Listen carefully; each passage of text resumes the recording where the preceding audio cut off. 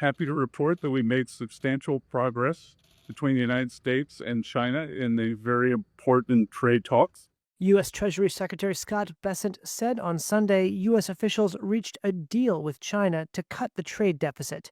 He offered optimism and promised more details to come after 2 days of negotiations concluded in Geneva. We will be giving details tomorrow, but I can tell you that the talks were productive. Neither Bessent nor U.S. Trade Representative Jamieson Greer took questions from reporters.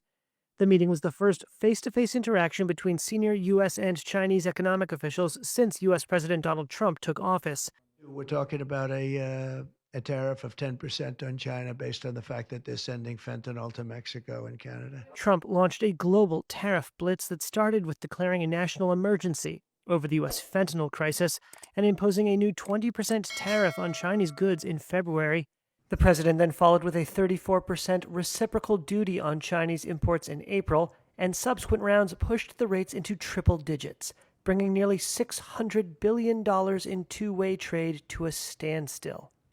China had insisted that tariffs be lowered in any talks. China says in order to have substantive negotiations, you have to bring down your 145% tariffs. Are you open to pulling back your tariffs in order to get China to the negotiating table? No.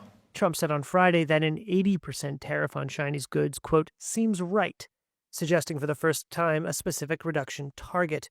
Ambassador Greer said the talks had moved the two sides forward. Just remember why we're here in the first place. The United States has a massive $1.2 trillion trade deficit.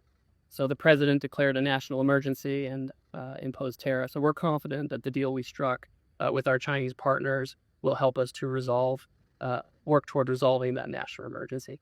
A White House press release that simply repeated Bessent's and Greer's brief comments with no details ran the headline, U.S. announces China trade deal in Geneva.